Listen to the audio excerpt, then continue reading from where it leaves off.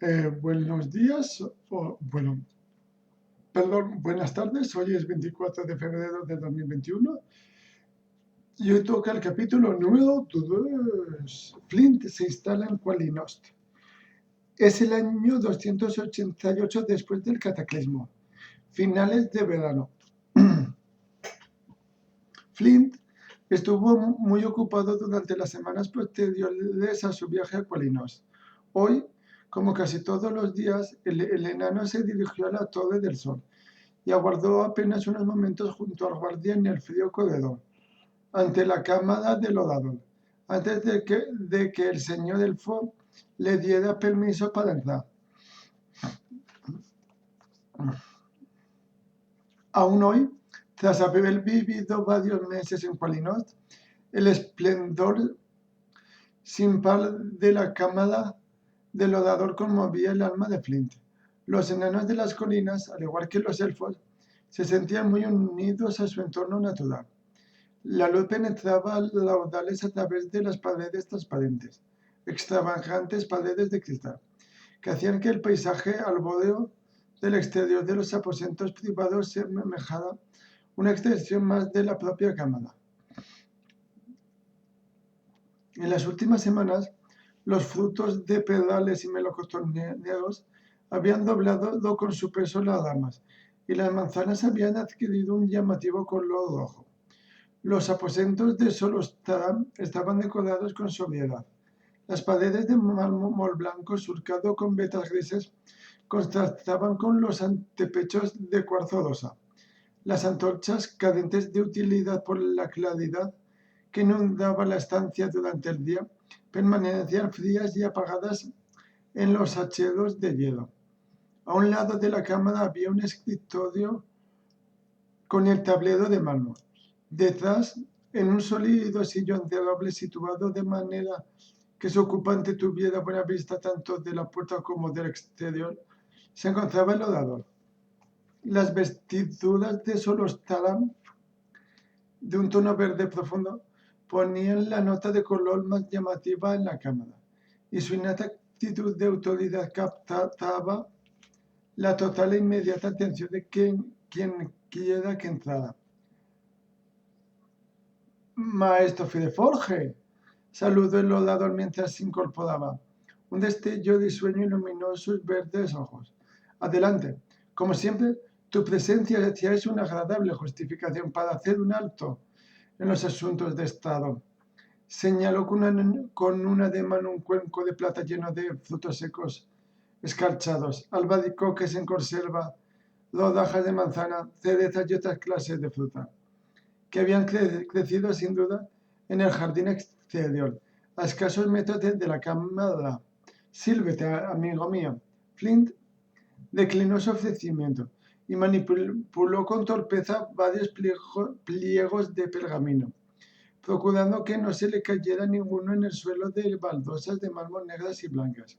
Por fin, logró reunirlos en un montón y los puso sobre el escritorio del orador, haciendo caso omiso de las arrugas del papel.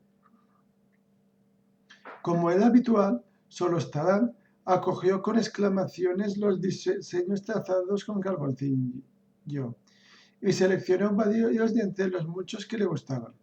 El orador parecía estar algo distraído hoy, si bien su conversación resultó tan afable como siempre.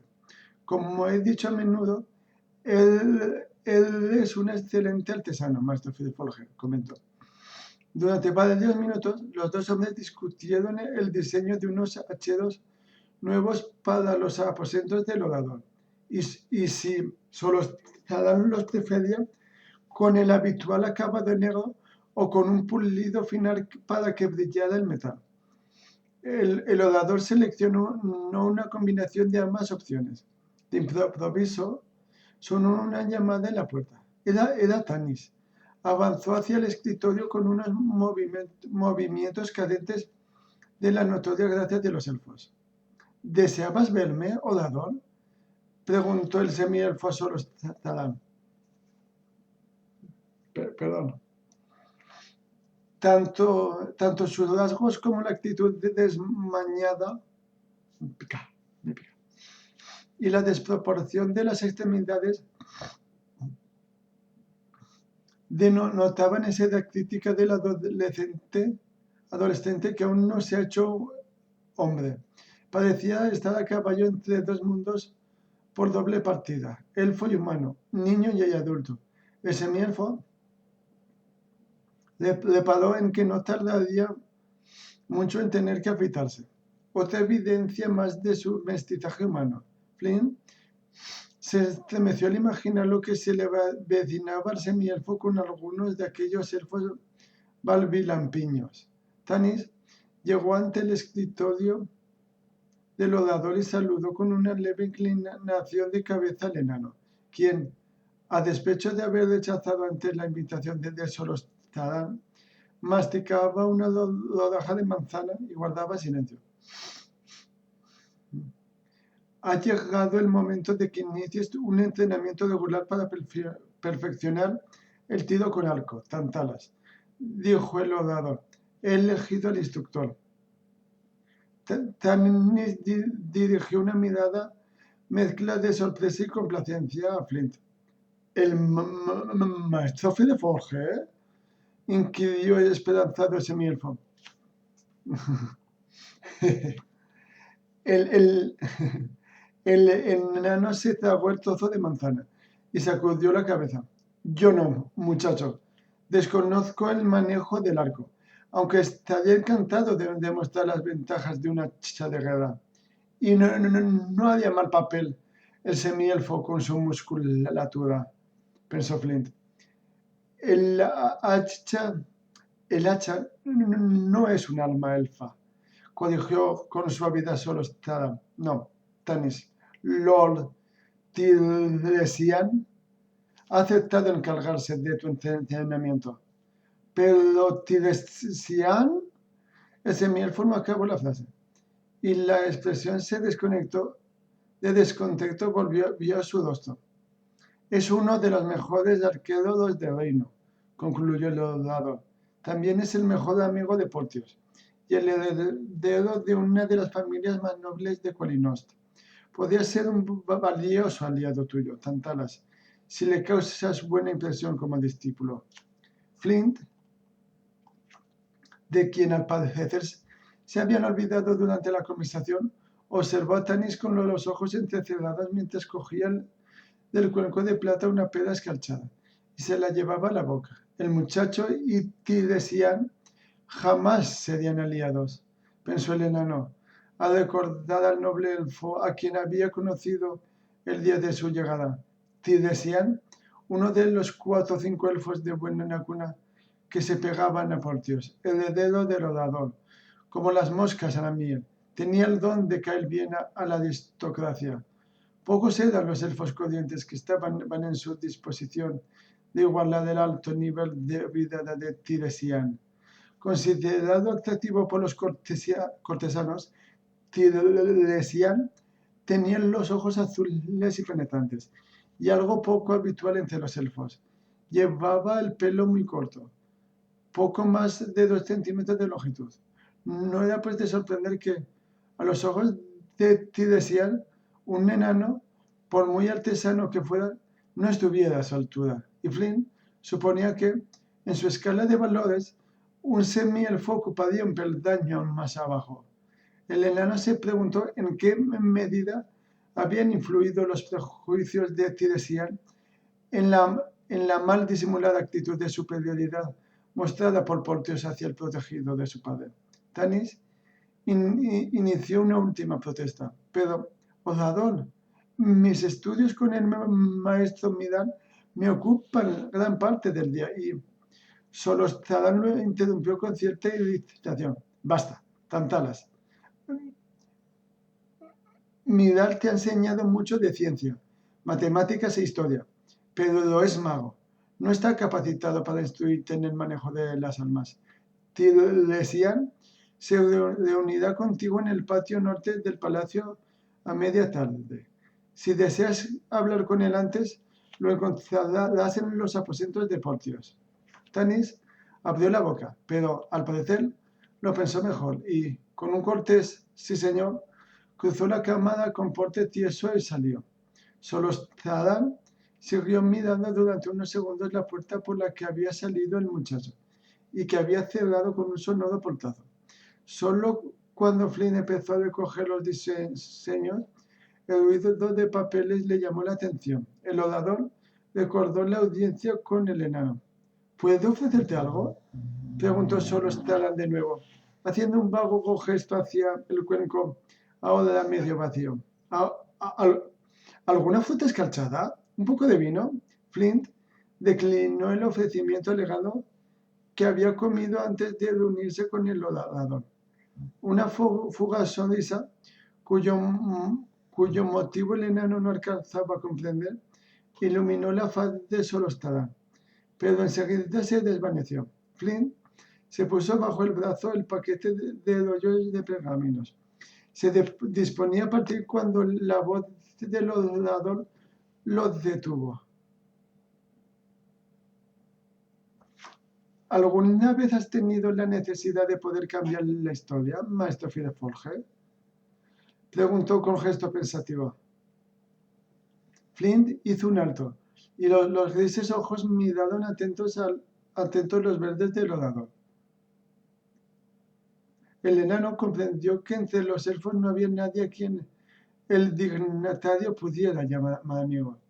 Desde que había sido investido como orador, en los tumultuosos años después de que el cataclismo cambiara la faz de Krynn, Solostadán se había convertido en el foco de continuos rumores de destitución. Mantenía su cargo a merced a su gran personalidad y fuerte carácter, y a la innegable circunstancia de que pocos elfos podían remontar su linaje hasta los tiempos de Kit Karan, y a la innata aversión de esta raza a verter la sangre de sus congéneres. Aún así, Solostadán tenía que estar al corriente de los rumores de descontento que de vez en cuando circulaban entre los cortesanos. Algunos creían que Quolinestis debía estar más abierto al comercio con el resto de Ánsalo. Otros opinaban que todos aquellos por cuyas venas no corriera sangre del far 100%, debían ser deportados a las tierras fronterizas de Abanasinia. El enano de las colinas estrujó el cerebro para dar respuesta a la pregunta del orador. Aspiró con lentitud el aire impregnado de olor a frutas. Si estuviera en mis manos, cambiaría el curso de la historia. Desde luego, mi familia perdió mucho de los suyos durante la época de mi abuelo, a causa del cataclismo. 3 siglos atrás se había producido una espantosa hecatombe como represalia de los dioses contra el orgullo desmedido del dirigente religioso más influyente de la era, el príncipe de los sacerdotes de Istar. Cuando la destrucción se abatió sobre Krynn, los enanos de la montaña se refugiaron en Torvaldil, el enorme reino subterráneo, y lo cerraron a cal y canto. Como resultado, sus parientes, los enanos de las colinas, atrapados en el exterior, padecieron toda la violencia del castigo de los dioses. Las cejas del orador se arquearon y, alterado por la compasión reflejada de su rostro, Flint se sintió incapaz de continuar. ¿Murieron porque los enanos de las montañas cerraron las puertas de su reino?, preguntó el orador, y el enano respondió con un cabeceo. Le hacía hablar más del asunto. Solostadán se levantó del sillón y se acercó despacio a la pared de cristal. La diadema de oro que le ceñía en la frente brilló. Un profundo silencio reinó en la estancia, roto solo por la suave respiración de los 2 hombres. Daría cualquier cosa porque Tanis fuera mi verdadero sobrino, por tener de nuevo entre nosotros a mi hermano Ketrenan y a su esposa Elansa, por ver otra vez a mi hermano Adelas. Midan, el mago dador, le había relatado a Flynn la historia de Quetzalcóatl, Canaán y el Ansa, y el nacimiento de Tanis, pero no le habían mencionado la existencia de otro hermano. Al parecer, el orador necesitaba hablar, y Flint no conocía a nadie, aparte de sí mismo, en quien solo Taran pudiera confiar. El enano cogió un puñado de almendras confitadas y se metió una en la boca. ¿Adelas? Preguntó mientras masticaba. El orador se volvió hacia él. Mi hermano menor. Ante el gesto interrogante del enano continuó. Apenas lo conocía. Era un niño cuando abandonó Colinos y murió sin haber regresado. ¿Por qué se marchó? Inquirió Flint. Estaba enfermo. Aquí no podíamos cuidarlo. Sobrevino un silencio que se alargó varios minutos.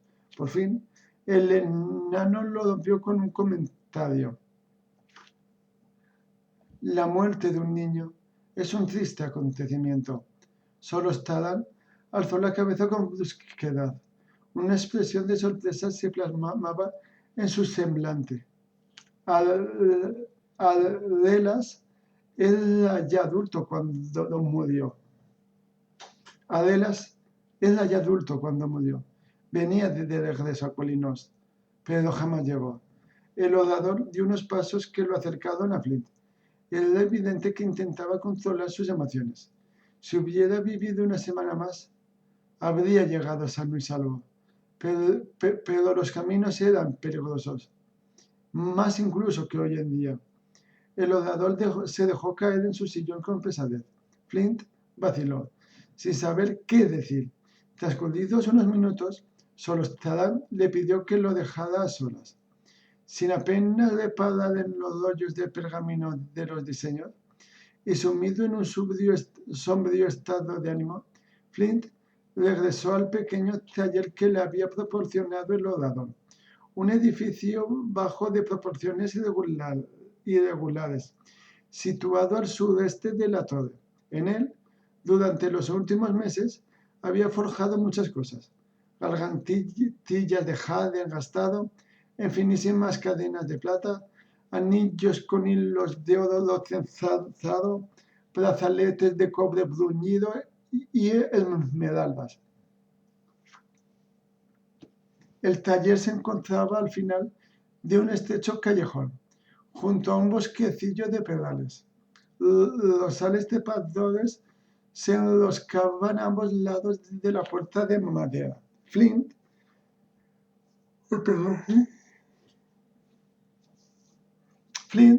en recuerdo a la afición de su madre por los Don Diego de día, había plantado estas flores junto a los rosales, y los capullos blancos, rosas y azules se mezclaban con los amarillos y rojos de las rosas. La vivienda se le había adjudicado a Flint para que dispusiera de ella todo el tiempo que quisiera, aunque el enano no estaba seguro de hasta cuándo estaría en la ciudad. Lo más probable es que se quedara hasta el final de la primavera, se dijo en principio. Después de todo, no había emprendido un viaje tan largo para volver a casa nada más llegar. Sin embargo, el recuerdo de su cálido hogar desolado, tan lejano, y el no menos lejano sabor de la cerveza acudía a menudo a su mente. La cerveza elfa era una patética imitación de la verdadera, en opinión de enano, si bien superaba el vino de frutas y era mucho más compatible con su paladar que este. Entre las reuniones mantenidas casi a diario con el orador y los numerosos encargos a los que su martillo apenas daba abasto, no es de extrañar que la primavera hubiera quedado atrás dando paso a los dorados días estivales sin que el enano casi se apercibiera de ello. A menudo, la ventana del taller se iluminaba con un resplandor tan rojizo como lunitario, hasta altas horas de la noche, y no era infrecuente que el primer elfo que se levantaba en Colinos al día siguiente lo hiciera despertarlo el golpeteo del martillo en el yunque.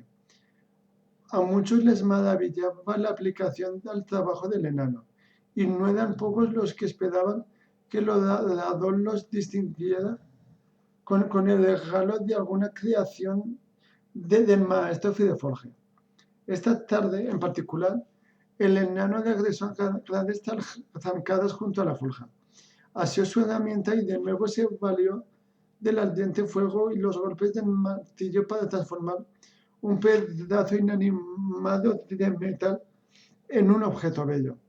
Pasó varias horas dedicado a su tarea y olvidó el paso del tiempo al absorberse en la realización de su trabajo. Por fin, con un suspiro, Flynn se limpió el hollín de las manos y la frente con un pañuelo.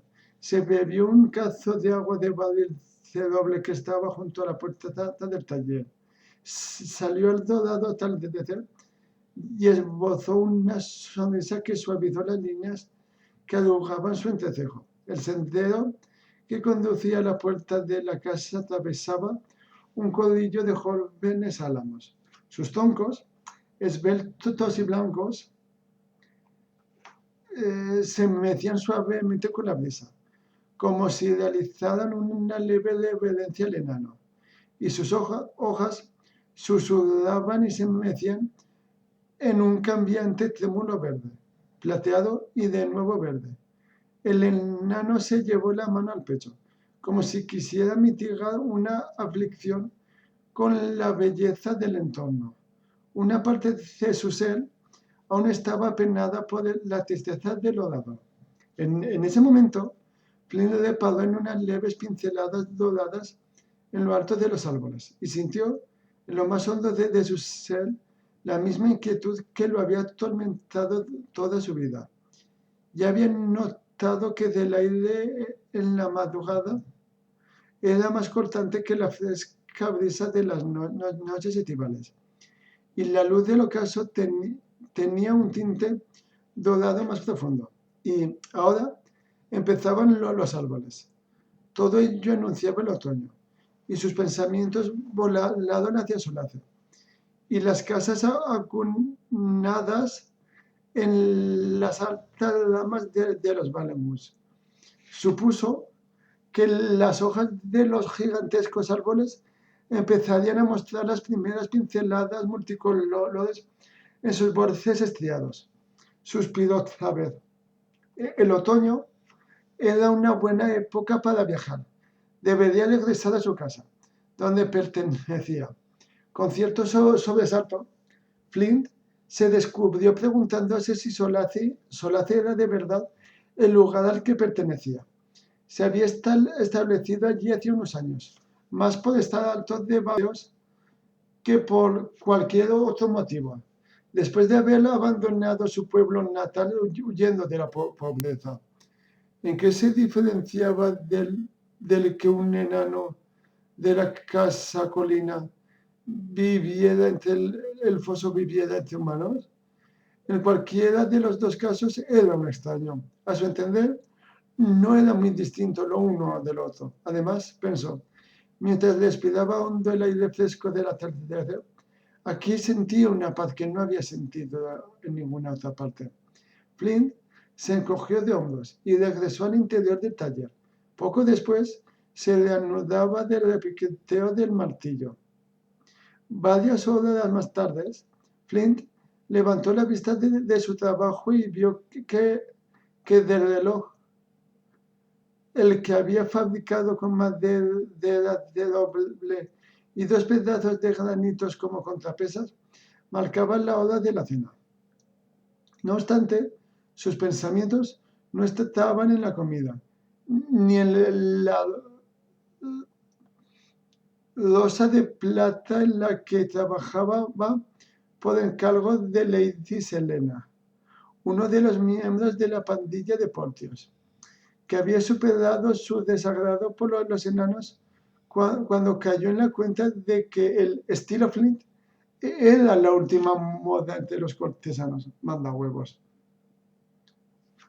Es la hora, exclamó el enano, que soltó el martillo y amontonó las brasas en el horno de la forja. Cada pocas semanas seguía el mismo ritual. Se lavaba la cara y los brazos en una palangana para quitarse el sudor y el hollín. Cogía una bolsa, abría la tapa de un pequeño nicho cavado en la pared de piedra y empezaba a llenar un saco con objetos curiosos. Todos estaban hechos de madera, y Flint daba un último toque suavizando un filo aquí, puliendo de una curva allá, con gestos amorosos. De improviso, una figura, una sombra en la ventana, cruzó ante su campo de visión, enderezó la espalda y aguardó. ¿Os lo encargó? Un gran desánimo se apoderó de Flint. Sabía que los niños elfos esperaban desde hacía días para ver al enano, que paseaba por las calles cada 2 o 3 semanas y regalaba juguetes hechos a mano a cada crío con el que se encontraba. Confiaba en que, fuera quien fuera, no lo entretuviese mucho tiempo. Flint creyó escuchar unos pasos, un alboroto en el exterior, y corrió hacia la puerta para investigar, pero no oyó ni bien de nadie. Ay, Fideforge, te estás haciendo viejo. Empiezas a imaginar cosas. Mientras anudaba la tarea de guardar los juguetes. Sintió una grata sensación de calidez en su interior al tocar cada figura de madera. El metal era un buen material para moldear. Proporcionaba al artesano una sensación de poder cuando la fría sustancia se sometía al martillo y tomaba forma, doblegada por la voluntad del artífice. Pero con la madera era diferente, pensó, mientras acariciaba un silbato. A la madera no se la obligaba a adoptar una forma o diseño, se dijo el enano. Uno tenía que descubrir la forma oculta en su interior. Flint no conocía momentos de mayor paz que cuando se sentaba con una navaja en una mano y un trozo de madera en la otra, y se preguntaba qué tesoro yacería oculto en su interior. Es igual que con las personas, como decía mi madre, comentó en voz alta Suzayen, con el que se sentía tan familiarizado como con un viejo amigo. Algunas personas son como este metal, decía, y mostró un broche de flores a la desierta habitación. Se las puede doblegar, meter en cintura, son moldeables. Otras personas son como esta madera, y alzó una pequeña ardilla tallada en un trozo de madera blanda. Si las fuerzas se rompen, tienes que trabajarlas despacio, con cuidado, hasta descubrir qué guardan en su interior. La clave, decía mi madre, es distinguir cuál es cuál. Concluyó su disertación dirigida ahora a un banco de piedra cercano a la puerta. Flint hizo una pausa, como si aguardara una respuesta. De repente se le ocurrió que un tipo que da una charla al móvil diario de su casa es porque probablemente cuenta con pocos amigos. A excepción del orador, Midal y los chiquillos de la ciudad, la mayoría de los elfos lo trataban con cortés de selva. Sin embargo, no conocía a nadie con quien poder palmear la espalda e invitar a una cerveza en una taberna. Nadie con quien compartir historias y chismodeos. Nadie en quien confiara lo bastante para que le guardaran las espaldas en campo abierto. Quizá va siendo hora de que regrese a Solace, dijo con voz queda, mientras una expresión de tristeza pasaba fugaz por su semblante. Justo en ese instante resonó un golpe en la puerta, seguido de una ahogada exclamación. Aguardó inmóvil un momento antes de acercarse de puntillas a la puerta abierta. Cruzó de un salto el umbral, con la pequeña ardilla enarbolada como si fuera una hacha de guerra. ¡Por las barbas de Dios! ¡Al ataque! Bramó. ¡Socorro, Tanis! Chilló una fugaz figura con dos rizos que salió huyendo en medio de un remolino lleno de polvo hacia los pedales y los álamos. Los vuelos de la falda de color turquesa reflejaron los tonos rojizos del cielo crepuscular. ¡Laudantalasa! Llamó Flint entre risas. ¡Laudana! Pero la hija de Lodadon había desaparecido tras los árboles. La pequeña había pedido ayuda a Tanis, pero el semielfo no daba señales de vida. Probablemente, al juzgar por el grito de Laudana, la sesión de práctica de tiro con arco con Tiresian había concluido por aquella tarde. Sonriendo, Flint regresó al taller. Todavía sonreía cuando volvió a salir, con la bolsa cargada al hombro. En el centro de Qualinost, al pie de la colina coronada por el bosque de álamos que rodeaba la sala del cielo, había una plazoleta. Era un lugar soleado, resguardado por un lado por una hilera de árboles que parecían tener la forma a propósito para que se trepara por ellos. Por el otro lado, corría un pequeño arroyo que se vertía en una serie de estanques bordeados de musgo. Entre los árboles y la corriente de agua había un espacio lo bastante grande para correr, saltar y entregarse a cualquier otra clase de juegos ruidosos. La plazuela era un lugar ideal para el recreo de los niños. Oh, qué sueño me está dando.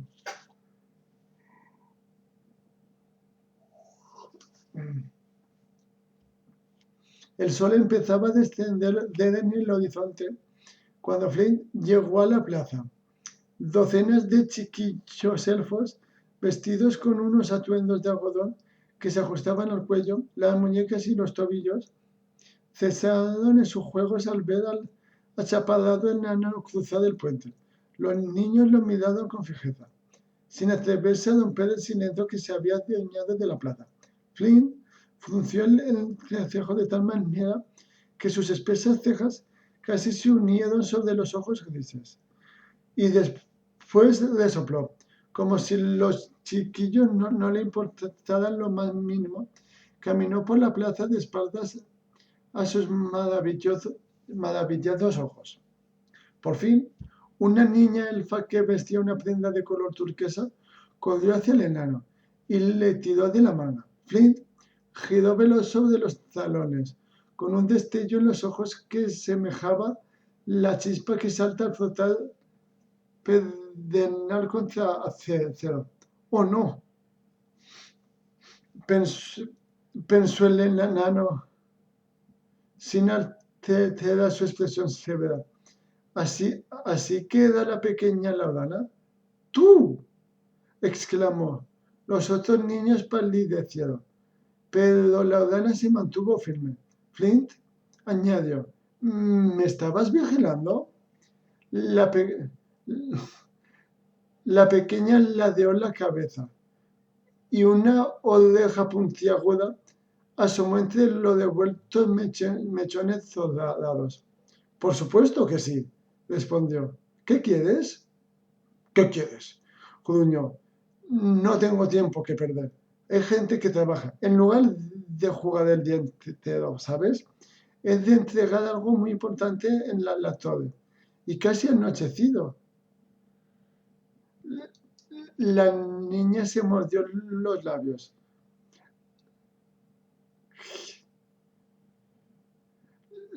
La torre está en dirección contraria, dijo al cabo. Los verdes ojos le relucían. ¡Qué gran aplomo! Muestra para lo pequeña que es, pensó Flint. Debe de ser por su sangre real.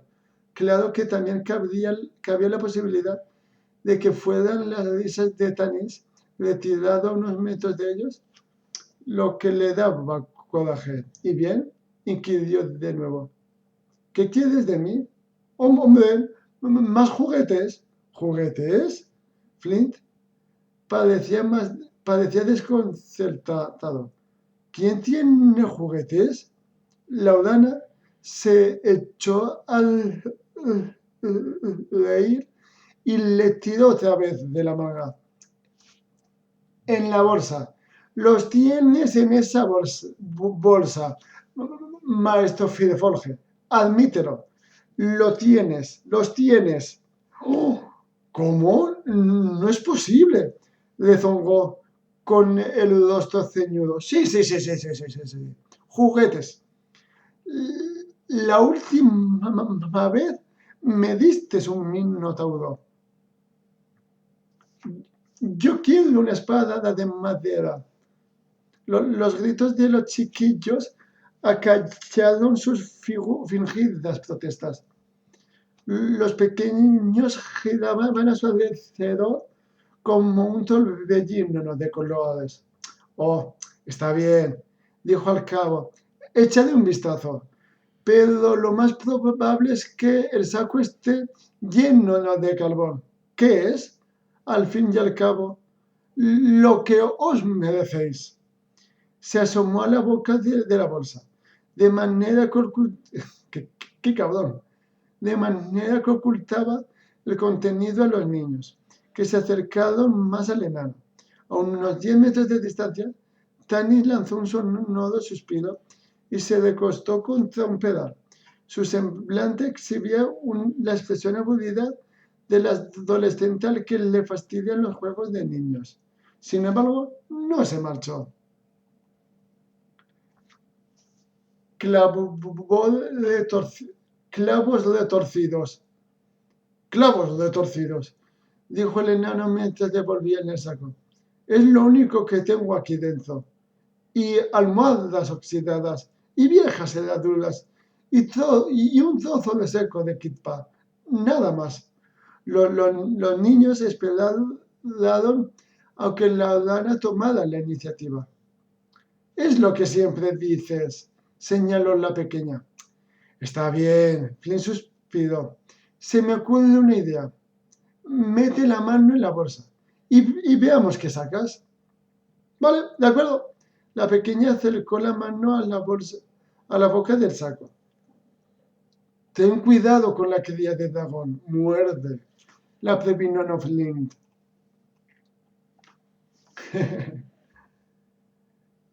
Laudana retiró con prontitud la mano y miró al enano con los ojos abiertos de par en par. ¿Quieres que lo haga yo? Se ofreció Flint. Laudana asintió con un cabeceo. Flint le buscó algo en una esquina de la bolsa y lo extrajo mientras esbozaba una mueca maliciosa. La niña se quedó boquiabierta, aplaudió y dejó de ser la hija del orador para convertirse en una chiquilla corriente. Todavía con el entrecejo fruncido, el enano posó el objeto en la mano de Laudana. Era una flauta, no mayor que un palmo de la niña, pero aún así perfecta hasta el último detalle.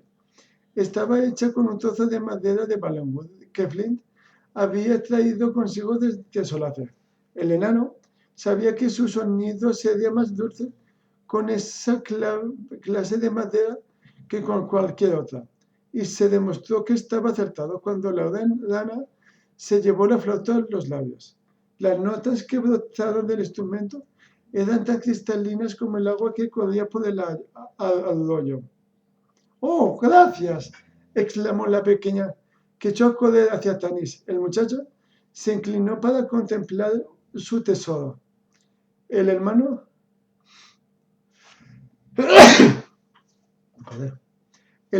de Laudana, Giltanas, y los otros niños elfos rodearon a Flint. Le suplicaron que por favor mirara si había también algo para ellos en la bolsa. Bueno, dejad de empujarme, o me largaré de aquí en cualquier momento, ¿vale? Rezongó el enano. Pero, a pesar de las protestas de Flint, cuando la bolsa se quedó vacía, todos los chiquillos que estaban en la plaza tenían en sus manos un nuevo juguete. Eran pequeños instrumentos musicales. como la flauta de Laudana, marionetas a las que se las podía hacer bailar sobre las palmas de la mano, diminutas carretas arrastradas por caballos pintados de colores, discos que subían y bajaban al tirar de una cuerda hasta dar dedo. Todos los juguetes eran de madera y cada uno de ellos había sido tallado con cariño a la luz de la lumbre. Flint trabajaba en sus ratos libres durante un par de semanas hasta que el nicho de la pared estaba lleno y entonces buscaba cualquier excusa para pasar por la plazoleta. El enano jamás admitiría que no era casualidad que llevara los juguetes cargados al hombro cada vez que iba por allí. Si alguien le hubiera insinuado lo contrario, habría fruncido el entrecejo con enfado. Mientras doblaba la bolsa, ahora vacía, Flint echó una ojeada alrededor para observar a los niños. Vio a Tanis, sentado a un extremo de la plaza, junto a uno de los estanques, apartado de los demás. Estaba sentado con las piernas cruzadas, con la mirada prendida en el agua. Bajo la superficie se atisbaban difusas formas de peces. En medio de tanto encanto elfo, había algo en Tanis, con sus características humanas, que lo hacía fina con el enano. Joder, tengo una talento. Los elfos eran buenas personas, pero de vez en cuando Flynn sentía añoranza de los datos compartidos con gente un poco menos distante. En cualquier caso, esta era la cuarta o quinta vez que venía a la plaza, y en todas ellas Tanis se había mantenido aparte cuando los chiquillos se acercaban a recoger los juguetes. Cierto que el muchacho era algo mayor para que le llamaran la atención unas chucherías infantiles, pero aún así, todavía no podía considerárselo un adulto. No es que Tanis hubiera mostrado desinterés, ni mucho menos. Cada vez que el enano había acudido a la plazoleta para entregar los juguetes, cuando lo buscaba, con la mirada se encontraba con los ojos almendados, aunque no del todo elfos, pendientes de él, como si lo estudiaran. Flynn hacía señas al muchacho para que se acercara, pero nunca lo hizo. Se limitaba a observarlo con aquella expresión pensativa. Y después, cuando el enano alzaba de nuevo la vista hacia él, el chico se había marchado. En esta ocasión, sin embargo, no ocurrió lo mismo. Flint metió la mano en uno de los bolsillos para asegurarse de que seguía allí el juguete que había guardado de reserva, una cerbatana. Los otros chiquillos se habían marchado a sus casas, donde los esperaba una abundante cena de venado condimentada con salsa de frutas, o pescado rebozado, o kitpa, con lonchas de pollo y asado. El único que quedaba en la plazuela era Tanis. El protegido del orador estaba sentado al borde de un estanque, con los brazos en torno a las piernas dobladas y la barbilla apoyada en las rodillas. Sus ojos de color avellana miraban con fijeza a Flint. Vestía una camisa blanca con amplios vuelos y unas polainas de piel de gamo, un atuendo con reminiscencia de los hombres de las llanuras, los Quesus, y por completo distinto de las túnicas vaporosas que gustaban a los elfos. El muchacho se incorporó, sus movimientos carecían de la gracilidad innata de los elfos. Tanis se apartó un mechón rojizo que le caía sobre la cara. Hola, Tantalas, saludó Flint. Hola, maestro Fireforge, respondió el semielfo. Los dos permanecieron inmóviles, esperando, al parecer, a que el otro diera el primer paso. Por fin, Flint señaló con un ademán el estanque. ¿Observando los peces?, preguntó. Un inicio de conversación brillante, a sus adentros. Tanis asintió en silencio. ¿Por qué? Inquirió el enano. El muchacho adoptó una expresión perpleja que dio paso a otra reflexiva. Su respuesta, cuando se produjo al cabo, fue un susurro apenas audible. Me recuerdan a alguien. Esquivó los ojos. Flint asintió con un cabeceo. ¿A quién? A todos los de aquí, replicó con tono áspero. ¿A los elfos? El semielfo inclinó la cabeza en señal de asentimiento. ¿Por qué? Apremió el enano. Tanis propinó un puntapié al musgo. Están satisfechos con lo que tienen. Nunca cambian. Jamás salen de aquí, salvo cuando mueren. ¿Y tú eres diferente? Se interrogó Flint. El muchacho apretó los dientes. Algún día me marcharé. Flint esperaba que el semielfo añadiera algo más, pero al parecer Tanis había dado por terminada la conversación. Muy bien, pensó Flint. Lo intentaré de nuevo. Por lo menos esta vez no se escabullido en las sombras. ¿Qué tal te fue hoy la lección de tiro con arco? Preguntó. Muy bien, muy bien. La voz del muchacho era monótona y su mirada estaba prendida de nuevo en el estanque. A lo lejos se escuchaba el parloteo y las risas de los niños. Estaban todos. Tiresian, Portios, tíos y sus amigos. Si se tenía en cuenta lo que pensaban del semielfo los amigos de Portios, el chico debía haber pasado un mal rato. Flint intentó encontrar algo que pudiera animar al joven protegido del orador. Es hora de cenar, comentó, mientras pensaba. Brillante conversación, maestro Fireforge. ¿Qué tenía este muchacho que lo convertía en un inepto para mantener una charla normal? Tanis esbozó una leve sonrisa y asintió en silencio. Sí, ya era hora de cenar, desde luego. El semielfo dio unos pasos para acercarse a un pedal, en el que se recostó. Flint lo intentó de nuevo. ¿Te apetece? Vaciló un instante. ¿Qué se ofrecía a los niños elfos? Aunque a Tanis, con sus 30 años, se lo habría considerado un hombre joven entre los humanos. A esa misma edad, un elfo distaba mucho de ser un adulto. ¿Cenar conmigo cualquier cosa? ¿Acompañada de un poco de vino de frutas? Inquirió el semielfo. El enano se preguntó si el joven, protegido del odado, le estaría tomando el pelo. Flint había logrado tomar algún sorbo de lodoso caldo elfo sin que le produjera vómitos, aunque solo en ocasiones oficiales, cuando la cortesía hacía imprescindible compartir con ellos sus vinos. Por las barbas de Leox, farfulló en voz baja. Tanis observó a Flint, sin que se volara el esbozo de sonrisa de sus labios. No te gusta, ¿verdad? Comentó por último.